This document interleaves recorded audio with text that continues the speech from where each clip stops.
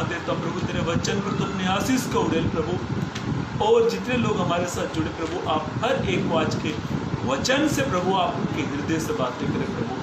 आपने ऐसा किया उसके लिए धन्यवाद। प्रार्थना प्रभु यीशु के नाम से मांगते हैं, आमीन।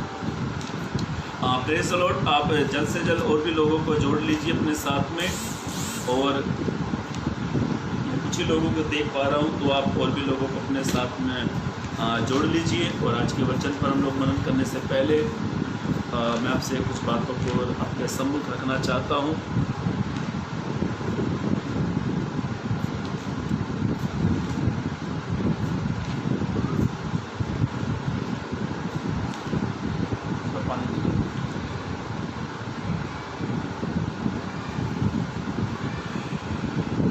मेरे भाइयों, मेरी बहनों, आज हम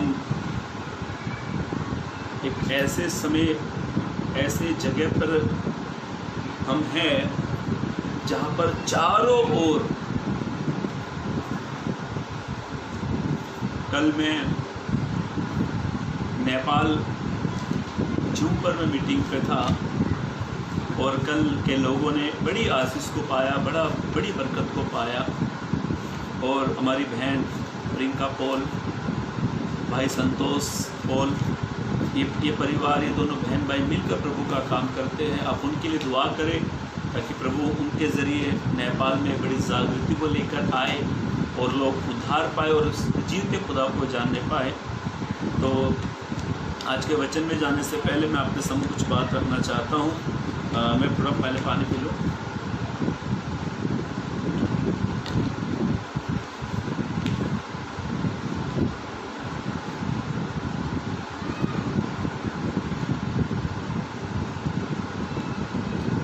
प्लीज़ मुझे कोई व्हाट्सएप कॉलिंग ना करे,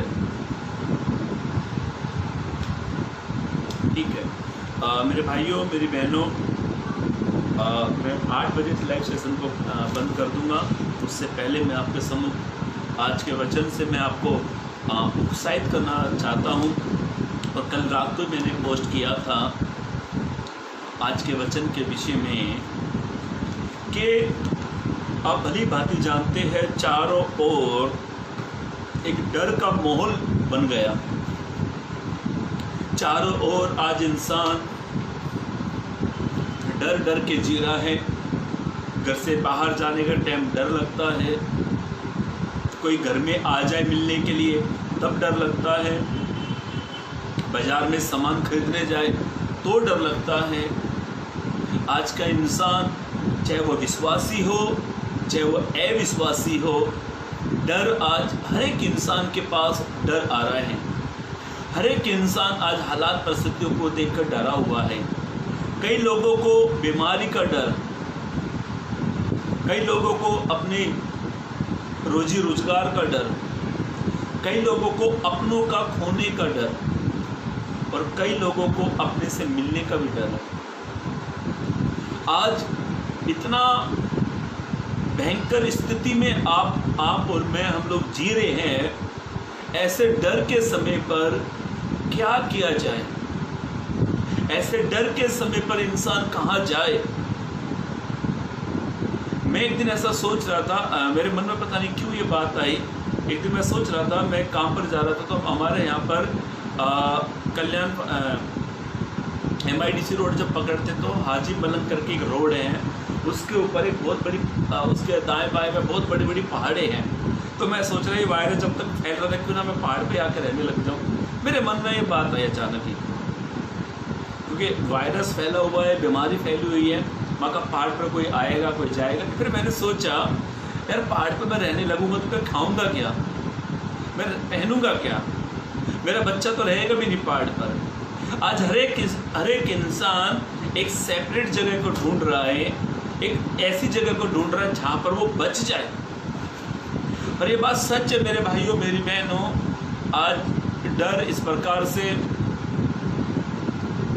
पूरे देशों में, पूरी पृथ्वी पर आज डर इस प्रकार से फैल गया, क्या वो विश्वासी हो चाहे अविश्वासी हो, हर एक इंसान डर डर के जी रहा है, घुट घुट के जी रहा है। मैं आपको आज के वचन से उत्साहित करना चाहता हूँ। यदि आपके मन में डर आ जाए, यदि डर मेरे जीवन में आ जाए, यदि जितने लोग सुन रहे हैं यदि उनके जीवन में डर आ जाए, तो ऐसे समय पर हमें क्या करना चाहिए, ऐसे समय पर हमें किस पर भरोसा रखना चाहिए, ऐसे समय पर हमारा मददगार कौन होना चाहिए, या फिर ऐसे समय पर हमें कौन संभालना चाहिए, उसके बारे में आज पवित्र कलाम से मनन करने वाले हैं। तो आइए मेरे साथ, आप अपने पवित्र वचन को लेकर बैठे हैं, आप अपने पवित्र कलाम को लेकर बैठे हुए हैं, तो मेरे साथ लिखा ले 56, आप मेरे साथ में लिखा ले 56 उसका तीसरा पद, साम्स 56 वर्स 3 पढ़े। हाँ हाँ, भजन संहिता 56। जिस समय मुझे डर लगेगा, दाऊद बादशाह इस प्रकार से कहता है, जिस समय मुझे डर लगेगा मैं तुझ पर भरोसा रखूंगा। अच्छा, मुझे एक बात बताओ, आप अगर आप तो नहीं बता पाओगे, जो बैठा वही बता पाएगा। डर का कोई समय होता है? मैंने कहा कि डर का कोई समय होता है? नहीं होता है। डर कभी भी आता है। यहाँ तक डर ऐसा हो गया कि लोग सोते समय भी डरते हैं। उठने की तो बात छोड़ दो, सोते समय भी इंसान डर के सोता है। और कई लोग तो ऐसे सोचते, पता नहीं मैं सो तो रहा हूँ, कल सुबह उठूंगा या नहीं उठूंगा। आज इंसान डर के जी रहा है। डर कई प्रकार का होता है, डर के कई रूप भी होते हैं। डर का समय नहीं है, डर कभी भी आ सकता है। एक एग्जाम्पल आपको दे देता हूँ। आप मान लिया जाए आप दूध लेने जा रहे दुकान पर, और जब दूध लेकर आप घर पर आए और आपके पास या आपके सामने कोई व्यक्ति आया और आपने उससे बातें करी, किसी ने आपको कह दिया, अरे वो तो यार पॉजिटिव था, कोरोना हो गया उसको, आपके मन में क्या आ जाएगा? तुरंत डर आ जाएगा। जब मान लिया जाए आप बाजार में हो और किसी बिल्ली ने रास्ता काट दिया, तो तुरंत डर आ जाता है, अब सुकून हो जाएगा। मुझे ये समझ में नहीं आ रहा कि बिल्ली रास्ता काटने से नुकसान किसका हो रहा है। कई लोग कहते हैं जो बिल्ली रास्ता काट के गई ना, आप रास्ते को मत उलांघो, वो बिल्ली ही मर जाएगी। वारे तूने तो सेंस को ही बदल दिया भाई। आज इंसान इतनी प्रकार से डरा हुआ है। डर का कोई समय नहीं है, डर कभी भी आता है। आप इस बात को अपने जहन में, अपने हृदय में, अपने मन में इस बात को आप समझ रखो। डर का कोई समय नहीं होता, डर कभी भी आता है। डर, आप डॉक्टर के पास टेस्ट कराने के लिए चले गए, डॉक्टर के मुख से 2 शब्द आएंगे, या तो पॉजिटिव या नेगेटिव। आप ज़्यादा से ज़्यादा कौन सा शब्द सुनना चाहते मालूम है? नेगेटिव वाला। जब तक रिपोर्ट नहीं आएगी ना, उस समय तक आप डर के जी रहे होंगे। मैं गलत कह रहा हूं तो आप कमेंट कर सकते हो, मैं सच कह रहा हूं। जब तक रिपोर्ट नहीं आएगी ना, तब तक आप डरे हुए रहेंगे और आपकी आंखें डॉक्टर की तरफ, उसके डोर की तरफ लगी रहेगी। कब डॉक्टर डोर खोलेगा, कब डॉक्टर मेरी रिपोर्ट का हाल चाल मुझे बताएगा।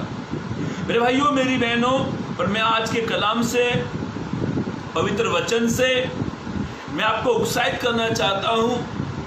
आप कोई भी स्थान से मुझे सुन रहे हो या देख रहे हो, यदि आप डर के जी रहे हो, यदि आपके जीवन में डर आया हुआ है, चाहे वो बीमारी को लेकर, चाहे वो बेरोजगारी को लेकर, चाहे वो नौकरी नहीं है, चाहे बच्चे नहीं है, आपके जीवन में बहुत सारी समस्याएं से आप गुजर रहे हो, यदि आप ऐसे समय पर डर के जी रहे हो, तो मैं आपसे एक बात कहना चाहता हूं। डर के समय पर डर की ओर मत देखो, डर के समय पर अपने खुदा की ओर देखो। आप अपने खुदा की ओर भरोसे की नजर से देखो। यहाँ पे लिखा हुआ है, दाऊद बादशाह कहता है, मैं आपके लिए पढ़ देता हूं, मैंने यहाँ पर वचन पोस्ट कर दिया है। जिस समय मुझे डर लगेगा, ऐसा लिखा, जिस समय मुझे डर लगेगा। आप अपने बारे में कह सकते हो, जिस समय मुझे डर लगेगा उस समय मैं किसी अधिकारी की ओर नहीं देखूंगा, उस समय मैं किसी जान पहचान वाले को नहीं देखूंगा।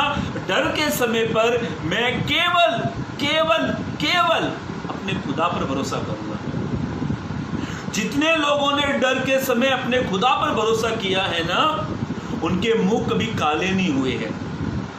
आप अपने डर की स्थिति में किसकी ओर निहारते हो? आप अपने डर के समय पर किसकी ओर देख रहे हो?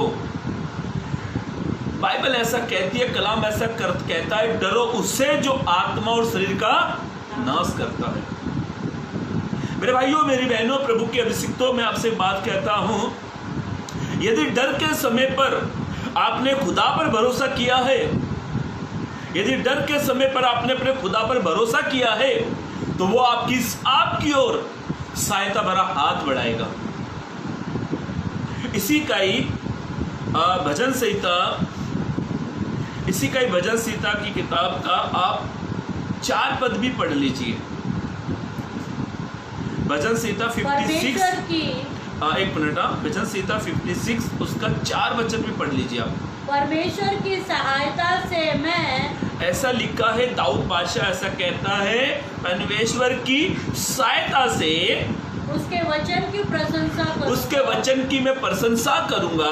परमेश्वर पर मैंने भरोसा रखा, ऐसा लिखा है। तो वो इस भरोसे का मतलब कहता है अपने विश्वास को प्रकट करता है, अपने विश्वास का प्रदर्शन दिखा रहा है, और वो कहता है मैं अपने परमेश्वर पर भरोसा रखूंगा, मैं नहीं डरूंगा।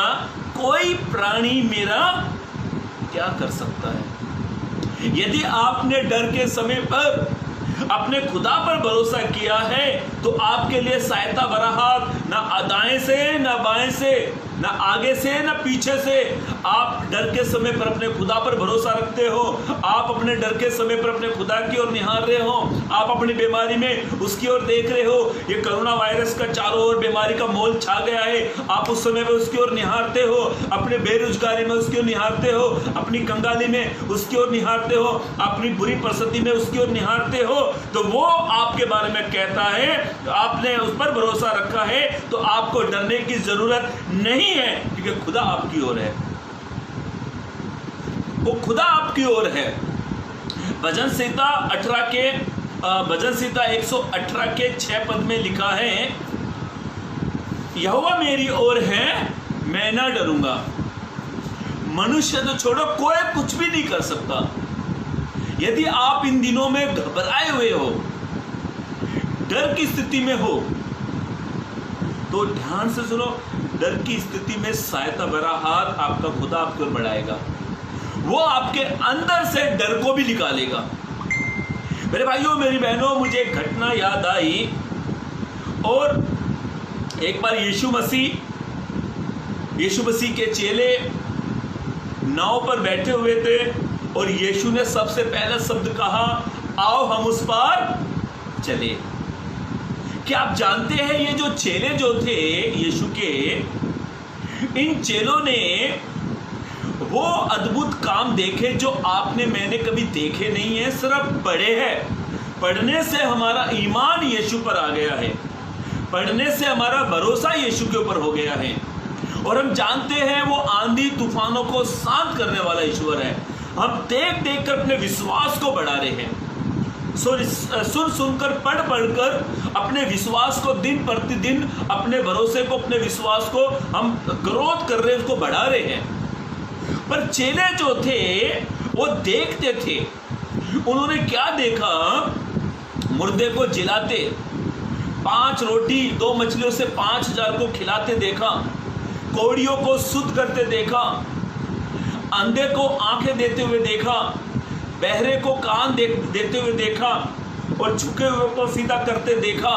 ये सारे अद्भुत काम देख देख कर वे यीशु की क्या करते थे? महिमा करते थे, प्रशंसा करते थे, बड़ाई करते थे। तो क्या ऐसी स्थिति हो गई जिन उनका भरोसा यीशु से उठ गया? मालूम है मेरे भाइयों, मेरी बहनों, प्रभु के अभिषिक्तों, मैं आपसे कहना चाहता हूँ, मरकुस 4 अध्याय में जब आप कलाम पढ़ते हो, मरकुस रचित सुसमाचार आप पढ़ते हो, मेरा समय नहीं है पढ़ाने के लिए, पर मैं आपको मुँह जवानी बताता हूँ। मरकुस की मजबूत रचित सुसमाचार उसका 4 अध्याय 35 से 41 तक आप पढ़ते हो तो वहां पर ऐसा लिखा है, यीशु ने स्टार्टिंग में एक शब्द कहा, आओ हम उस पार चले। ये जानते थे यीशु ने जो कहा है वो पूरा करके दिखाता है, क्योंकि कलाम में लिखा है कही हुई बातें टल सकते हैं, आकाश और पृथ्वी टल सकते हैं, पर उसके मुख से जो कही हुई बातें वो कभी टल नहीं सकती है।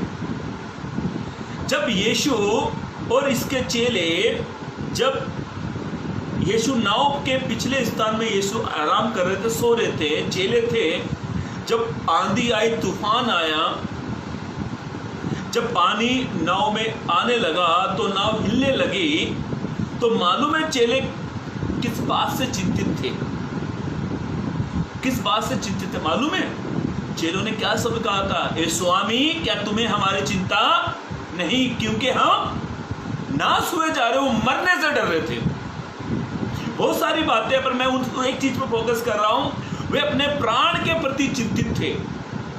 पर ध्यान से सुनो मेरे भाइयों मेरी बहनों, जैसे आज उस समय वे चेले चिंतित थे, आज आप और मैं चिंतित हैं। ना जाने कितने विश्वासी मेरे भाई मेरी बहन जो विश्वास करने वाले थे, जो विश्वास में मजबूत थे, ये हालात परिस्थिति को देखकर आज वे भी चिंतित हैं। उन्हीं लोगों से मैं आज कहना चाहता हूं, यदि आप बीमारी को देखकर, कर्जे को देखकर यदि आप चिंतित है ना, तो मेरा यीशु मसीह आपकी चिंताओं को दूर करेगा। और यीशु ने उनको डांट फटकार बाद में लगाई, पहले जिस समस्या को देखकर वो डर रहे थे, जिस पानी को देखकर वे डर रहे थे, जिस आंधी को देखकर वो डर रहे थे, यीशु मसीह ने पहले इनको डांटा या आंधी तूफान को शांत किया? यीशु ने क्या किया? पहले यीशु ने क्या किया मालूम है? यीशु ने आंधी और पानी को शांत कर बाद में उनकी क्लास लगाई। यीशु ने आंधी तूफान को शांत इसलिए किया क्योंकि वे चिंतित थे, वे चिंता कर रहे थे कभी हम मर तो नहीं जाएंगे। मेरे भाइयों मेरी बहनों, वो मौत को टालने वाला खुदा है, वो समस्याओं को दूर करने वाला खुदा है। इसीलिए मेरे भाइयों मेरी बहनों, प्रभु के अभिषिक्तों में आपसे कहना चाहता हूं आज के वचन से, यदि आप चिंतित हैं, यदि आप घबराए हुए हो, डरे हुए हो, तो मेरा यीशु आपकी चिंताओं को, जिस तकलीफ से, जिस समस्याओं से, जिस बीमारी से, जिस वायरस से आप डर रहे हो, मेरा यीशु मसीह उसी को दूर करेगा।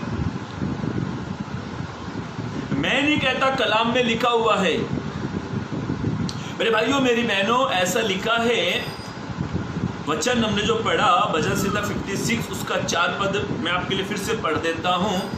परमेश्वर की सहायता से, वो कहता है परमेश्वर की सहायता से मैं उसके वचन की प्रशंसा करूंगा। परमेश्वर पर मैंने भरोसा रखा है, मैं नहीं डरूंगा, कोई प्राणी मेरा क्या कर सकता है। आप ये स्थिति में इस वचन को क्लेम करें, पर जब भी आप क्लेम करते हो ना, विश्वास से करें। मेरे भाइयों मेरी बहनों, पहली बात ध्यान से सुने, डर के समय पर आप खुदा पर भरोसा करो। आप अपनी समस्याओं में डरे हुए हो तो उस समय आप अपने खुदा पर भरोसा करो। मेरे पास समय नहीं है बहुत सारे उदाहरण आप देने के लिए, कई उदाहरण है मेरे पास आपके सम्मुख रखने के लिए, पर हाय रे आज का इंसान, घर के सामने किसी ने गलती से 4-5 मिर्ची एक नींबू फेंक दिया ना, तभी हमारा विश्वास कमजोर हो जाता है। इंसान इतना डरा हुआ है आज, घर के सामने गलती से किसी ने नारियल फेंक दिया ना तो डर जाते हैं। हमारे गांव में, हमारे दिल्ली में आज तक वो कहावत है, बोला घड़ी में जैसे 12 बजे रात को एक सुरीली आवाज निकलती है, सुरीली आवाज, सुर से निकली हुई आवाज। क्या निकलती है मालूम है? छम छम छम छम। हमारे गांव में आज तक इतने लोग उस आवाज से डरते हैं, उनको कौन समझाए? वचन में लिखा है, सुपदेशक की किताब में, मिट्टी मिट्टी में मिल जाती है और आत्मा जिस खुदा ने दिया है उसके पास लौट जाती है। पर इंसान ऐसा डरा हुआ है, बोलता है मैंने उसकी आत्मा दिखाई दी। यीशु ने कहा आत्मा को तो रूप स्वरूप कुछ नहीं होता है। कहा कि नहीं कहा यीशु ने? यीशु ने कहा, जो यहाँ पर बैठे वो तो बोलो कम से कम, आत्मा का कोई रंग रूप होता है? नहीं। हड्डी मांस होता है? नहीं। यीशु ने कहा है वचन में, तो भी इंसान डर रहा है। और यीशु ने यहाँ तक भी कहा है, जब मिट्टी मिट्टी में मिल जाती है और आत्मा जिस खुदा ने दी है वो आत्मा उसके पास लौट जाती है, तो भी इंसान कहता है, अरे वो जो अंकल थे ना, अरे कौन अंकल, अरे वो अंकल थे ना, अरे नाम तो बताओ अंकल का, अरे वो रामलाल अंकल, वो जो मरे थे ना, मुझे दिखाई दिए। और उस एक औरत भी दिखाई देती है, रात को आवाज़ आती है, घर से बाहर नहीं निकल सकता। जब मैं विश्वास में नहीं था ना, मैं, मेरी मम्मी कुछ काम मुझे बोलती थी, जा तेरे चाचा के घर जा या छोटी मम्मी के पास जा, तो मैं जाता ही नहीं था, डर लगता था। कड़ी में 9 बजे डरना चालू। जब मैं विश्वास में आया तब मुझे पता लगा ये आत्मा कुछ नहीं होती है सब। ध्यान से सुने मेरे भाइयों मेरी बहनों, यीशु आपके अंदर से डर निकालना चाहता है। यीशु मसीह आपके अंदर से डर की आत्मा निकालकर, उस यीशु मसीह भय की आत्मा निकालकर यीशु मसीह सामर्थ की आत्मा देना चाहता है। पहली बात ध्यान से सुने, डर के समय केवल प्रभु पर भरोसा रखें। जब आप डरते हो उसी समय आप अपने खुदा पर भरोसा करो। और मैंने स्टार्ट में बताया, डर का कोई समय नहीं होता, वैसे ही भरोसा रखने का कोई समय नहीं होता।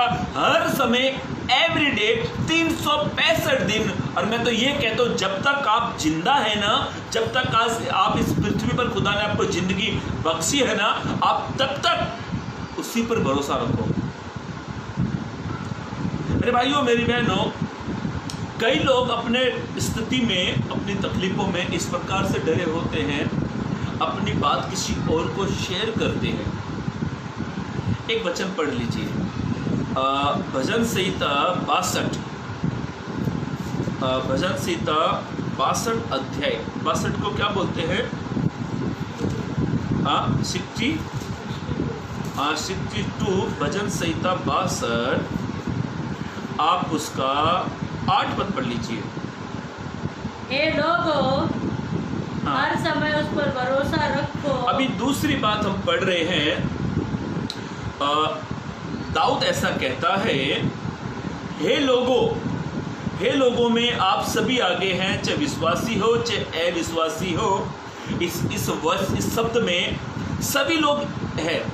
ये शब्द सबके लिए है, इक्वल सबके लिए प्रभु ने कहा है।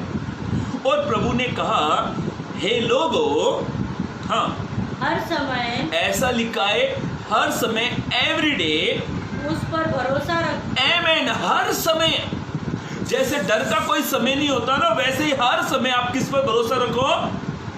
परमेश्वर पर। हम क्या करते मालूम है? अपने मोबाइल में बड़े बड़े अधिकारी का नंबर रखते हैं। अरे एक बात हम ऐसे कहते हैं, मैं नहीं डरता, मेरी तो दिल्ली तक पहुंच है भाई।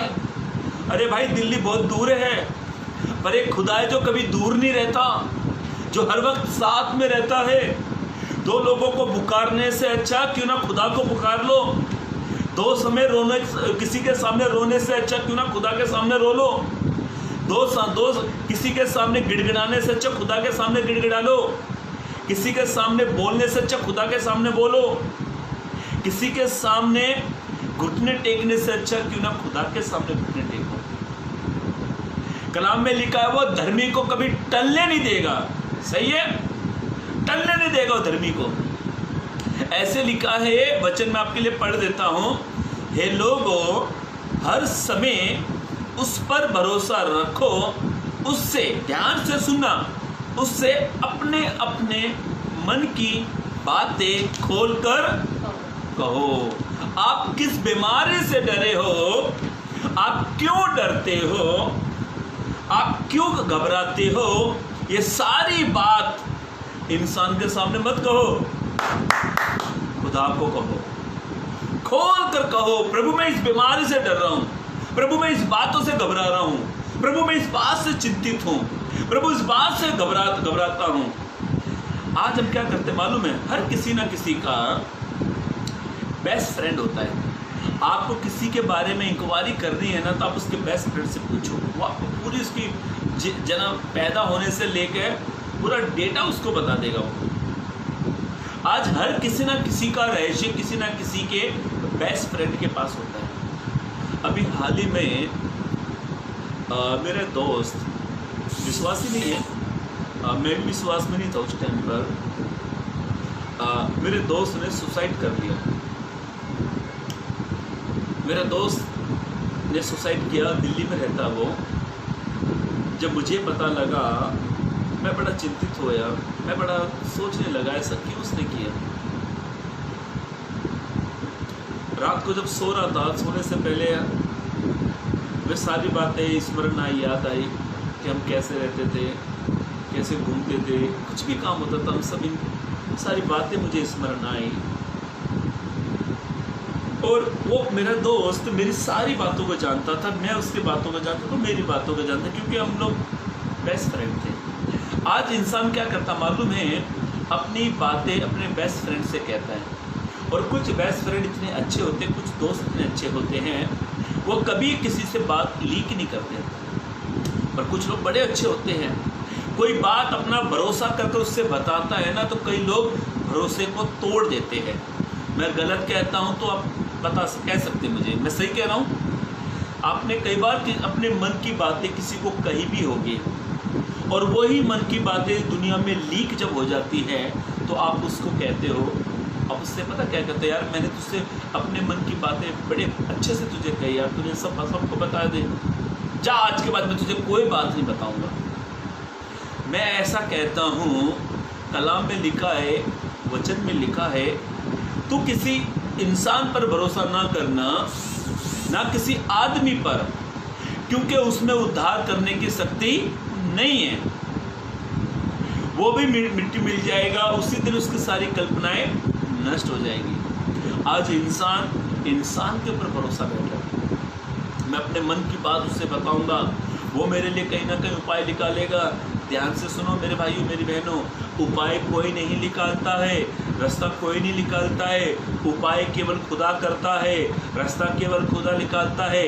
जब इस्राएली लोग जब मिस्र देश से निकले थे, आगे लाल समुंदर है, पीछे फिर उनकी सेना है। बाइबल के जानकार बताते हैं दाएं बाएं बड़े बड़े चट्टान थे। इस्राएल लोग चिंतित होने लगे, लगता है मर जाएंगे। पर ध्यान से सुनो, वो कहने लगे इससे अच्छा तो हम मिस्र देश में ही मर जाते, या क्या तू यहाँ पर मैं कब्र खुदा हमारी कब्र यहाँ पर हमको मारने के लिए लाया है। ध्यान से सुनो, उसी समय खुदा ने उनके लिए एक मार्ग निकाला। जब आप चिंतित होते हो, घबराते हो, अपनी बात अपने खुदा को खोल कर कहो। आप कौन सी बातों से डरे हुए हो, हर एक बात अपने खुदा को खोल कर कहो। ऐसे कहो जैसे अपने दोस्त से बात बता रहे हो। मेरा पिछले महीने से मैंने अपना एक समय बना के रखा, प्रेयर का, प्रार्थना का मैंने एक समय बना के रखा। फैमिली प्रेयर करने से पहले मैं 9 बजे अपने बेडरूम में जाता हूँ और घुटने टेक कर मैं प्रभु से अपनी सारी मन की बातें उसको खोल कर कहता हूँ। और मैंने एक चीज़ का अनुभव भी लिया इन दिनों में, मैंने जितनी कही अपनी सारी बात अपने खुदा को मैंने खोल कर कही, मेरे खुदा ने मेरे लिए काम भी किए हैं।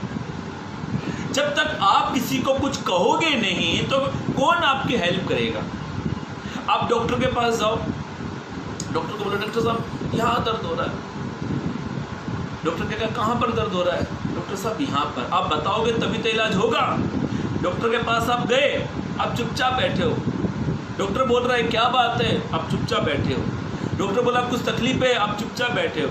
तो डॉक्टर को कैसे पता लगेगा? वैसे ही आप अपनी बातें खोल कर अपने खुदा को कहो। और जब आप उससे कहते हो अपने प्रभु से, तो आप एक भरोसा भी करो कि मेरा प्रभु मेरे लिए काम करेगा। मेरे भाइयों मेरी बहनों, मुझे स्मरण आता है बाइबल में, समय नहीं है फिर भी मैं वो वचन यहाँ पर पोस्ट कर दूंगा। कलाम में लिखा है, दूसरा इतिहास यदि आप पढ़ते हो, दूसरा इतिहास की किताब उसका 14 अध्याय जब आप पढ़ते हो तो वहाँ पर इस प्रकार से लिखा है, आशा राजा के बारे में, आशा राजा के बारे में लिखा हुआ है वहाँ पर दूसरा इतिहास की किताब में उसका 14 अध्याय यदि आप पढ़ते हो 9 से, तो ऐसा लिखा है आशा राजा के विरुद्ध 10,000 पुरुषों की सेना आई। कितनी? 10,000 पुरुषों की सेना आशा राजा के विरुद्ध में आई। और ये जब उसके विरुद्ध में जो सेना आई, आशा राजा ने जब राज्य संभाला, चलाया, तो ऐसा लिखा है कई वर्ष तक उसके राज्य में सब कुछ ठीक ठाक चल रहा था। जब आशा राजा ने जब राज्य संभाला, जब उसने राज्य संभाला तो कई वर्ष तक सब कुछ ठीक ठाक चला। कलाम में ऐसा लिखा जब उसके विरुद्ध 10,000 पुरुषों की सेना आई, तो ऐसा लिखा है आशा राजा वहां से भाग गया। भाग गया आशा राजा? नहीं भागा, पर आशा राजा ने अपने खुदा से अपने मन की बातें खोल कर कही।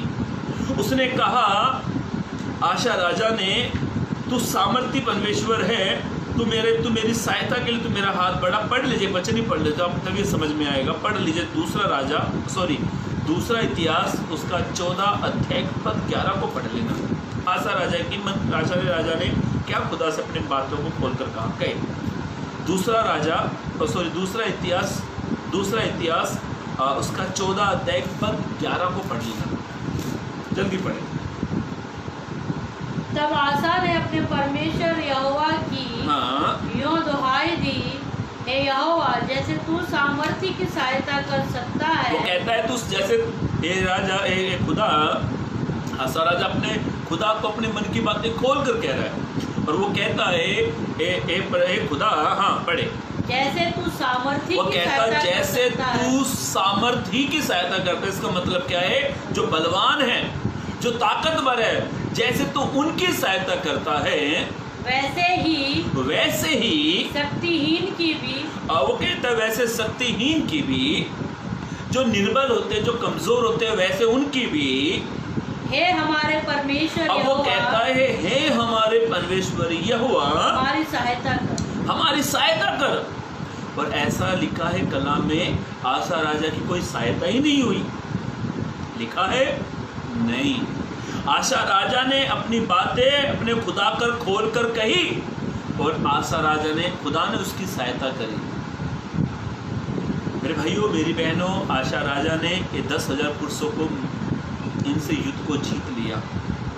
कहने का अर्थ है, इसकी हिस्ट्री में बता सकता हूँ पूरे, पर मेरे पास समय नहीं है। पर मैं इतना इस बात के वचन मैंने आपको पढ़ाने का एक रीजन, एक कारण ये था, आपके विरुद्ध कितने भी आने दो, कुछ भी आने दो, बस आप उस समय आप डरे नहीं, उस समय अपने खुदा पर भरोसा रखें और अपनी बातें खोल कर उससे कहें। प्रभु आपके लिए उपाय करेगा, प्रभु आपके लिए एक रास्ता खोलेगा। मेरे भाइयों, मेरी बहनों,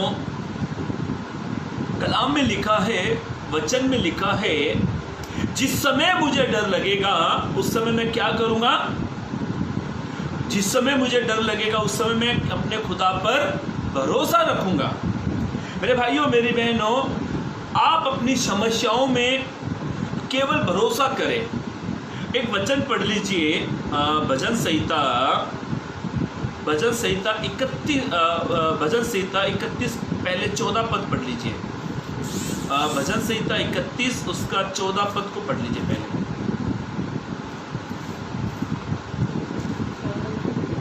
भजन संहिता उसका 31 अध्याय, समझ चाहता हूँ, 31 अध्याय उसका 14 पद को पढ़े।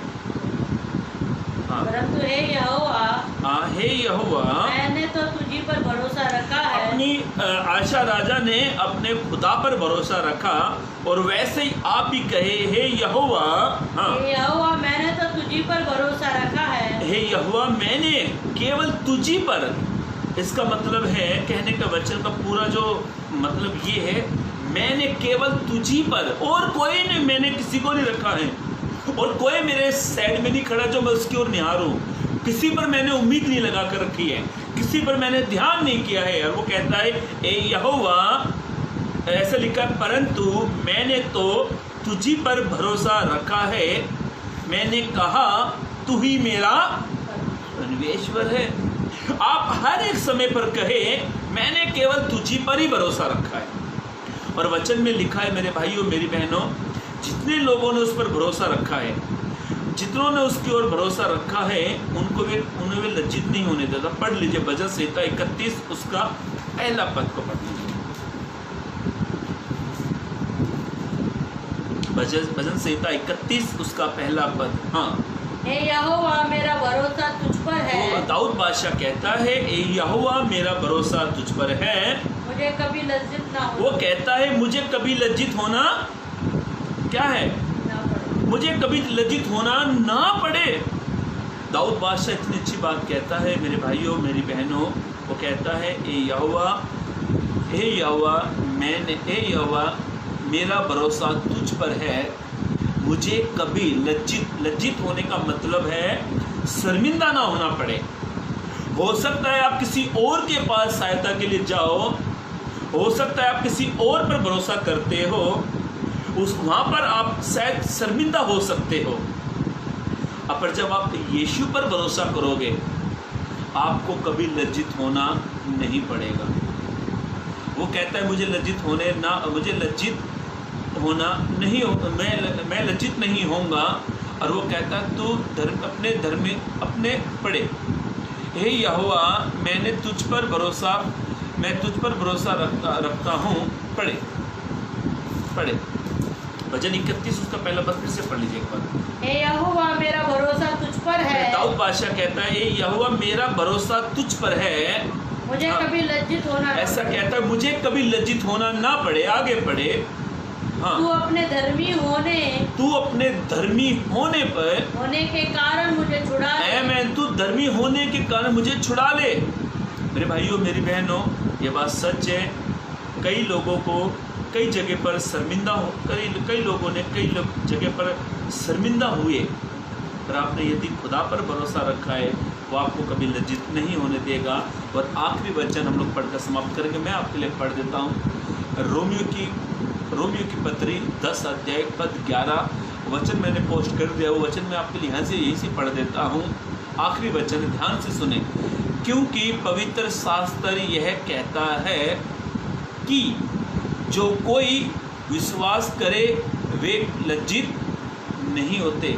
जितने लोगों ने पवित्र शास्त्र पर विश्वास किया है, वचन पर विश्वास किया है, कलाम पर विश्वास किया है, उनको कभी लज्जित नहीं होने पड़ता।